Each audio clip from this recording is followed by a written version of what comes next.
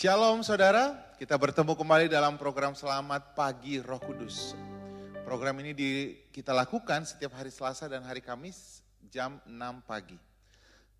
Saudaraku, kita akan belajar firman Tuhan tentang Injil kasih karunia yang akan memulihkan saudara, mengubahkan caramu berpikir, cara kita memandang masalah kita, memandangnya dan menaruhkannya kepada karya penebusan Kristus di kayu salib. Sebelum kita memulainya ada dua hal yang harus saudara perhatikan. Saya encourage saudara untuk kirimkan link khotbah ini, link pujian penyembahan ini ke saudara-saudara kita. Supaya mereka juga mengalami hal yang sama, pemulihan yang sama dengan saudara dan saya. Kemudian yang kedua, jangan lupa klik tulisan CC di kanan atas atau kanan bawah di YouTube saudara. Supaya ketika kita memuji menyembah Tuhan, liriknya muncul dan saudara dapat bersama-sama memuji Tuhan. Mari kita teduhkan hati kita. Mari kita datang kepada Tuhan. Kita bawa hati kita kepada Tuhan. Mengucap syukur untuk kebaikannya, mengucap syukur untuk rahmat-Nya. We thank you Lord. Thank you Jesus.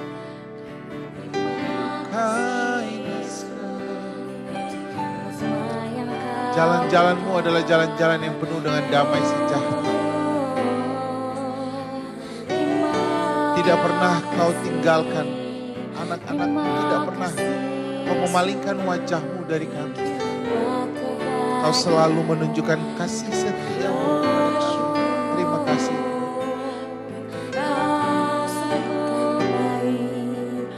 Terima kasih Bapa, hari ini kami mau datang memuji dan menyembah.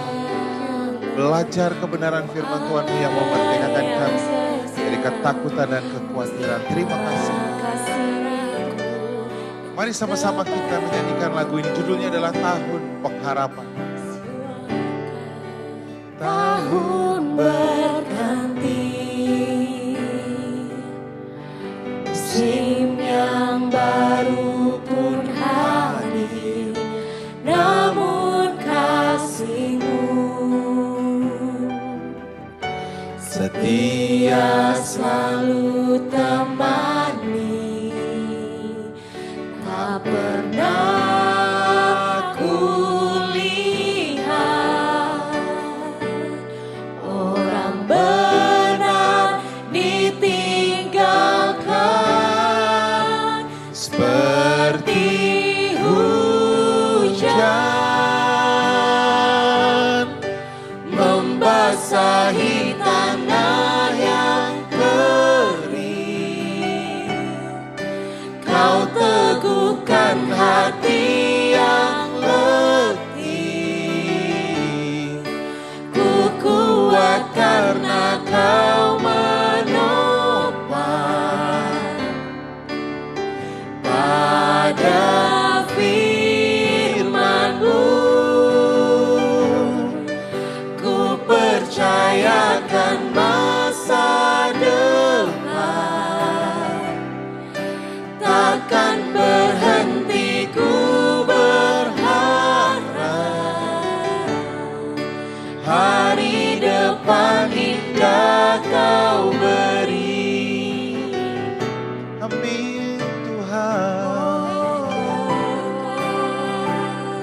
Sama-sama kita katakan tahun berganti. Tahun berganti, Musim yang baru. musim yang baru pun hadir, namun kasih-Mu Setia Tuhan. Dia selalu temani, tak pernah kulihat Orang benar. benar ditinggalkan. Kita angkat tangan kita dan kita katakan seperti hujan membasahi tanah yang kering. Kau teguhkan hati yang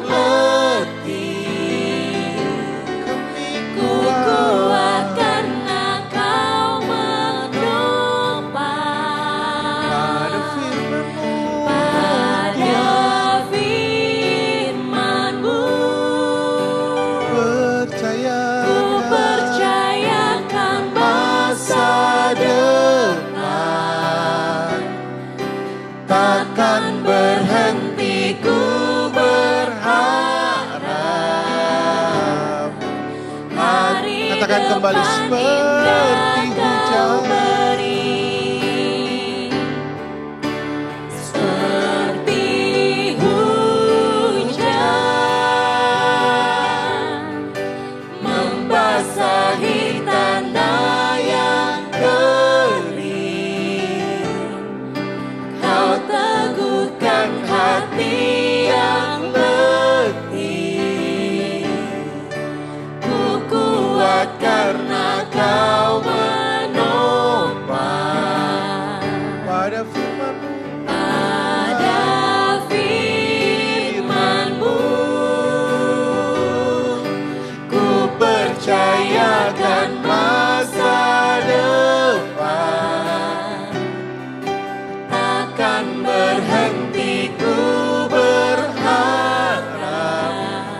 Sembah Tuhan. Hari depan indah Kau beri. Kami menaruhkan hati kami kepada janji-Mu. Tak pernah sekali Kau melepaskan kami dari pandangan-Mu. Karena begitu besar cinta-Mu kepada kami. Damai sejahtera, betapa hebatnya dan dahsyatnya kasih yang ku rasakan di dalam hadirat-Mu, Yesus.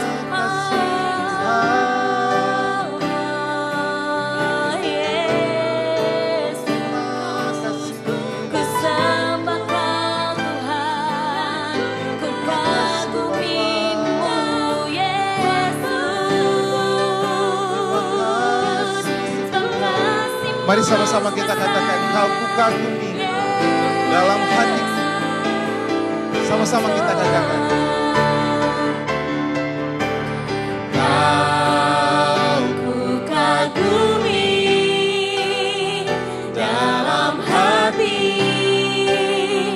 kasih-Mu tiada duanya. Sampai kini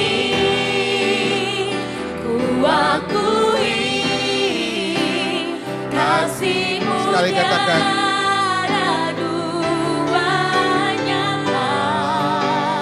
ku kagumi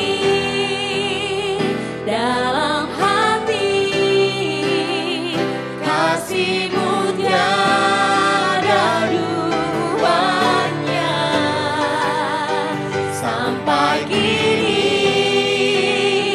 ku akui kasih-Mu tiada duanya, kasih-Mu tiada duanya,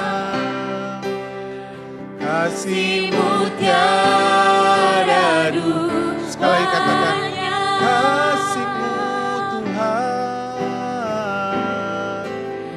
kasih-Mu tiada duanya. Terima kasih Yesus. We thank you Lord for your mercy. Shalom saudara, kita akan belajar firman Tuhan hari ini tentang kesembuhan yang dikaruniakan Tuhan melalui kematian Kristus di kayu salib. Saya percaya sekali saudara akan menerima kesembuhan yang sempurna atas tubuhmu. Kita anak-anak Tuhan, Tuhan mengajarkan dalam doa Bapa kami supaya Bapa kami yang di surga, dikuduskanlah namamu, datanglah kerajaan-Mu di bumi seperti di surga. Tuhan mau kita hidup di bumi seperti di surga. Saudaraku, di surga tidak ada sakit penyakit. Di surga tidak ada kelemahan tubuh. Tuhan mau kita pun di bumi seperti di surga. Itu sebabnya ketika Tuhan Yesus datang ke dunia ini, pelayanan yang Tuhan Yesus lakukan yang paling banyak, tahu apa? Menyembuhkan sakit penyakit. Ada banyak orang yang berkata bahwa kesembuhan itu hanya terjadi di zaman Tuhan Yesus. Tidak. Ada banyak orang yang berkata bahwa kesembuhan itu hanya milik orang-orang tertentu saja yang taat melakukan firman Tuhan, yang taat tidak berdosa dan mengerjakan hukum Taurat di dalam hidupnya. Tidak. Alkitab banyak mencontohkan orang-orang yang tidak hidup di dalam hukum Taurat. Ada seorang hamba, ada seorang perwira yang hambanya sakit. Perwira ini sudah pasti bukan orang Israel dan dia sudah pasti tidak menjalankan hukum Taurat. Orang ini adalah orang Romawi, tapi dia punya iman yang luar biasa. Ketika Tuhan Yesus katakan bahwa aku akan datang ke rumahmu, maka orang ini berkata, tidak perlu datang ke rumahku, ucapkan saja sepatah kata, maka hambaku itu akan sembuh. Apa yang sedang terjadi sesungguhnya? Iman orang inilah yang menyelamatkan. Tuhan Yesus tidak perlu datang karena dia hanya perlu sepatah kata. Kenapa hanya perlu sepatah kata? Karena firman Tuhan katakan iman timbul oleh pendengaran akan firman Tuhan. Jadi ketika firman Tuhan satu patah kata saja diucapkan kepada kita, asal kita percaya maka mukjizat terjadi. Amen. Itu sebabnya Tuhan memuji betapa besarnya iman perwira ini. Tuhan tidak memuji perwira ini sebagai orang yang taat. Tuhan tidak memuji perwira ini sebagai orang yang melakukan hukum Taurat. Tidak, Tuhan memuji imannya. Tuhan selalu tertarik dengan iman, saudara. Firman Tuhan katakan bahwa Tuhan berkenan hanya kepada iman. Ibrani 11 ayat 6. Tuhan hanya berkenan kepada iman. Tuhan tidak tertarik dengan perbuatan baik kita. Tuhan tidak tertarik dengan kebaikan yang kita tunjukkan. Karena bagi Tuhan, Yesaya mengatakan perbuatan baik kita itu seperti kain kotor di hadapan Tuhan. Jadi kalau ada kita datang sama Tuhan dan berkata, Tuhan kenapa ya aku belum sembuh padahal aku pelayanan loh. Kenapa aku belum sembuh padahal aku memberi loh. Kita mau membanggakan perbuatan kita. Di hadapan Tuhan itu seperti kain kotor. Kain kotor itu adalah kain yang membalut atau membersihkan perempuan dari haidnya. Jadi itu kain yang najis. Satu-satunya yang menarik bagi Tuhan adalah iman. Karena firman Tuhan katakan, Roma 5 dikatakan firman Tuhan bahwa kita hanya dapat menerima kasih karunia oleh iman. Jadi kita hanya dapat menerima kasih karunia Tuhan itu yang mengambil kasih karunia Tuhan, yang mengambil semua yang Tuhan sudah sediakan termasuk kesembuhan adalah iman, saudara. Jadi iman itu adalah tangan rohani. Nah, ini penting bagi setiap kita menyadarinya. Iman itu seperti tangan rohani yang mengambil apa yang tidak pernah 2 Korintus, apa yang tidak pernah dilihat oleh mata, yang tidak pernah timbul di dalam hati, yang tidak pernah didengar oleh telinga. Itu bentuknya adalah roh, saudara. Kesembuhan itu bentuknya roh. Berkat itu bentuknya roh, diberikan secara rohani. Kita harus memindahkannya ke alam jasmani. Dengan apa? Dengan iman.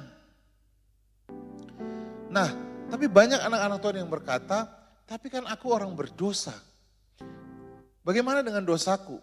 Iblis itu akan selalu mendakwa kita siang dan malam, supaya kita merasa tidak layak untuk sembuh.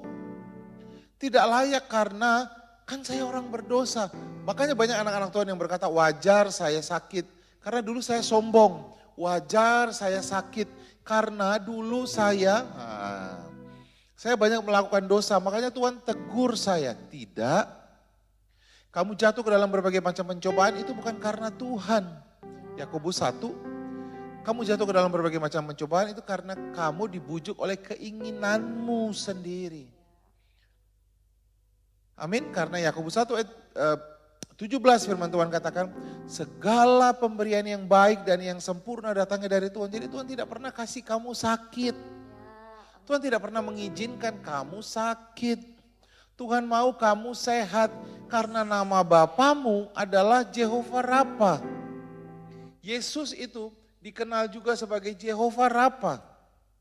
Ya, bayangkan saudara punya ayah seorang dokter jantung, ahli spesialis jantung terkenal. Lalu saudara sakit jantung. Menurut saudara, Banyak orang yang akan percaya kepada Bapak kita atau banyak orang yang akan meninggalkan praktek Bapak kita. Kita sakit jantung, Bapak kita adalah dokter spesialis jantung. Akan banyak orang yang akan tidak percaya lagi kepada Bapak kita. Begitu juga dengan hidup kita. Jikalau Tuhan yang kita sembah itu adalah Jehovah Rapha, dia adalah kesembuhan. Kenapa kita belum menerima kesembuhan? Kamu harus mempraktekkan, membuat imanmu bekerja. Jangan diam. Tapi saya nggak punya iman. Semua orang dikaruniakan iman yang sama. Kamu dan saya sudah punya apa? Imannya Kristus bahkan. Kita sudah punya imannya Kristus. Iman yang kita hidupi sekarang adalah iman di dalam Yesus Kristus. Jadi jangan lagi berpikir, yang pertama jangan lagi berpikir imanmu tidak ada. Imanmu ada dan iman yang sama seperti Yesus ada di dalam kamu. Itu sebabnya 1 Yohanes 4 ayat 17 firman Tuhan katakan, sama seperti Yesus, 1 Yohanes 4 ayat 17b, sama seperti Yesus di dunia ini, seperti itulah kamu. Tuhan Yesus sehat? Ya, seperti itulah kamu. Tuhan Yesus bisa mengusir sakit penyakit? Seperti itulah kamu. Tapi banyak anak-anak Tuhan yang selalu berkata, aku ini lemah, aku ini manusia pendosa, aku ini orang yang tidak layak, aku ini. Iblis berhasil mendakwa engkau. Yang pertama, Tuhan ada di pihakmu dan Tuhan mau kamu sembuh. Tuhan mau kamu sehat, tapi bagaimana dengan dosa saya? Mari perhatikan 1 Petrus 2 ayat 24. 1 Petrus 2 ayat 24, firman Tuhan katakan seperti ini. Sama-sama kita lihat. 1 Petrus 2 ayat 24 dikatakan bahwa ayat itu dimulai begini. Ia sendiri telah memikul dosa kita di dalam tubuhnya di kayu salib. Supaya oleh bilur-bilurnya kita sembuh. Perhatikan baik-baik. Sakit itu adalah kutukan. Kutuk akibat dosa. Berarti yang diberesin harus apanya? Kutukannya atau dosanya? Dosanya diberesin dulu sama Tuhan. Itu sebabnya dia mati di kayu salib menanggung semua dosa kamu dan saya. Ibrani 10 supaya oleh penebusan darahnya kita ini menjadi apa? Dikuduskan. Kata dikuduskan itu dipisahkan. Kamu menjadi kudus satu kali untuk selama-lamanya. Nah akibatnya kalau kita sudah menjadi kudus, layak nggak sakit ada di dalam tubuh kita? Tidak dong. Karena sakit itu adalah akibat dari dosa. Sementara dosamu sudah ditebus di kayu salib. Itu sebabnya 1 Petrus 2:24b dikatakan, dan oleh bilur-bilurnya kamu dan saya menjadi sembuh. Jadi jangan masuk ke dalam perangkap iblis yang mendakwa kamu. Dosamu sudah dibayar lunas di kayu salib. Amin. Alkitab menuliskan Jehovah Rapha itu adalah kalimat majemuk pertama yang dituliskan di Alkitab. Kalimat majemuk itu seperti ini, kata majemuk nama Tuhan. Jehovah Nisi, dia adalah panji kemenangan. Jehovah Shikenu, dia adalah Allah yang maha kudus. Jehovah apalagi? Jireh, Allah yang mencukupkan. Jehovah apa lagi? Jehovah apa lagi? Dua kata itu, jadi dibilangnya kata majemuk tentang nama Tuhan. Tahukah kamu kata majemuk pertama yang diucapkan di Alkitab yaitu Jehovah Rapha, kesembuhan. Ketika bangsa Israel sampai di baru saja pergi meninggalkan Laut Merah, lalu mereka kelaparan, kehausan di Mara. Di situ Tuhan memperkenalkan dirinya sebagai Jehovah Rapha, kesembuhan. Tahu karena apa? Karena Tuhan sangat ingin saudara dan saya sehat.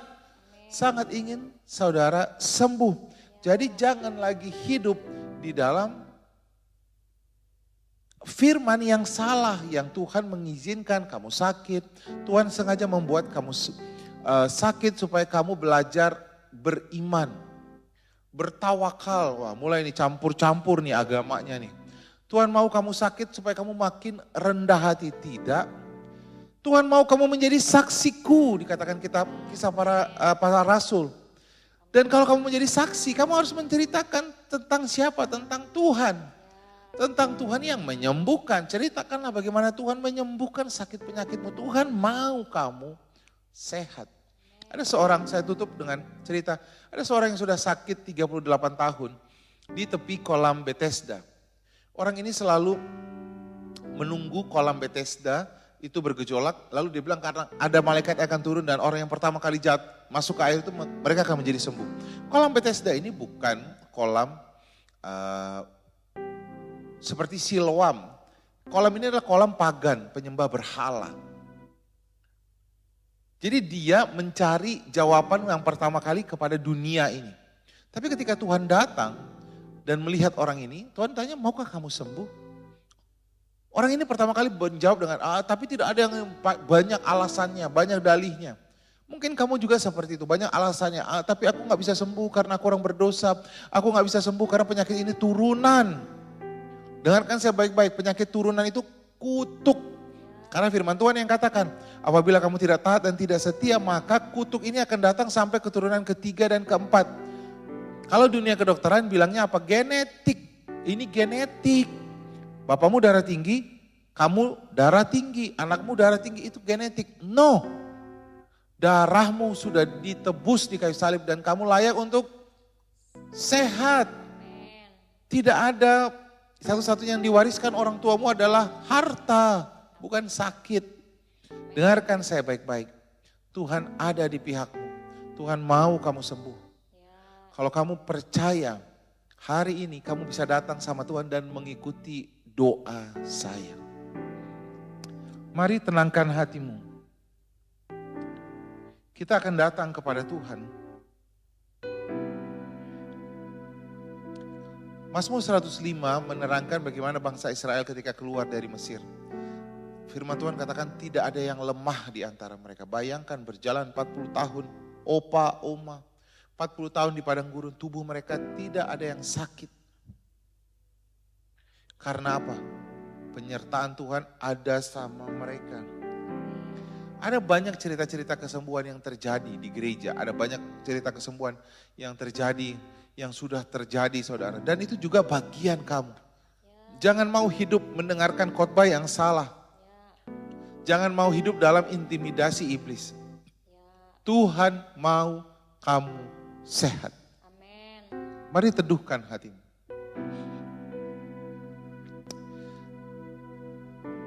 Jikalau kamu tidak yakin bahwa kamu sehat, bisa sehat atau tidak, dengarkan saya.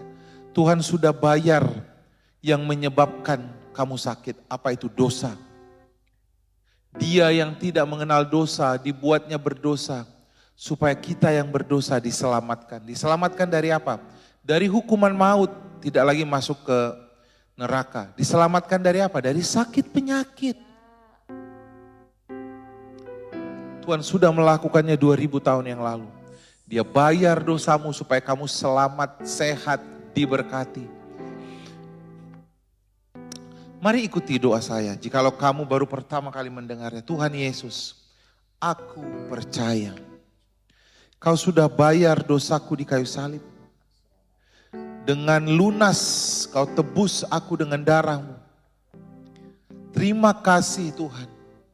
Aku layak untuk menerima kebaikanmu. Bukan karena aku taat. Tapi karena penebusan Yesus di kayu salib. Aku percaya.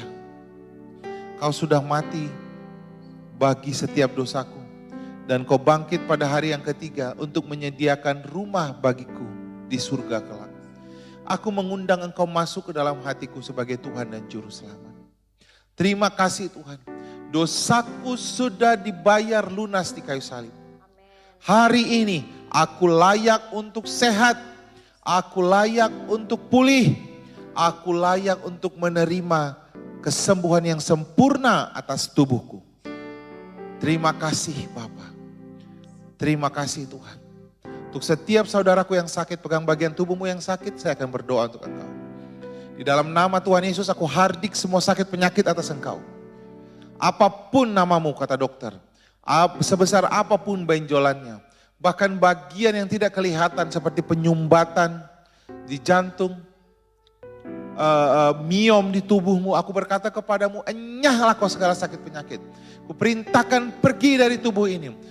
jangan kembali lagi. Tercampaklah kau ke laut dan aku perintahkan, hai tubuh, jadilah sehat, jadilah pulih. Di dalam nama Tuhan Yesus, terimalah kesembuhan yang sempurna atas tubuhmu. Terima kasih Bapa. Kami mengucap syukur. Kami sehat, kami pulih. Umur panjang di tangan kanan, kekayaan hormat di tangan kiri. Kami terima kebaikan Tuhan di dalam hidup kami. Haleluya. Haleluya. Amin. Amin. Amin. Terima kasih Tuhan. Terima kasih Bapa. Kami mengucap syukur. Nugerah-Mu hebat dalam hidup kami. Mari sama-sama kita menyanyikan. Kau ku kagumi dalam hati. Aku kagumi dalam hati, kasih-Mu tiada duanya. Sampai kini ku akui, kasih-Mu tiada duanya. Ku kagumi dalam hati, kasih-Mu tiada duanya. Sampai kini ku akui, kasih-Mu tiada duanya. Amin Tuhan. Terima kasih Tuhan. Anugerah-Mu bagi setiap kami hebat dan besar. Terima kasih Yesus untuk pengorbanan-Mu. Terima kasih untuk kesembuhan yang terjadi bagi setiap saudaraku. Dalam nama Tuhan Yesus, haleluya. Amin, amin, amin. Puji Tuhan, program Selamat Pagi Roh Kudus kita sudah selesai. Saudaraku, kirimkan link ini kepada saudara-saudara kita yang sakit, dimanapun mereka berada. Buat setiap saudara yang sedang di rumah sakit, dengarkan saya, Tuhan tidak pernah meninggalkan engkau, oleh bilur-bilurnya kamu telah sembuh. Kalau saudara mau support pemberitaan Injil Kasih Karunia ini, saudara bisa transfer ke nomor rekening yang ada di YouTube ini dan juga di captionnya. Atau saudara juga bisa menggunakan kris untuk mentransfernya. Mari support pemberitaan Injil Kasih Karunia ini. Saudaraku, Tuhan Yesus memberkati kita sampai bertemu kembali dalam program Selamat Pagi Roh Kudus. Shalom.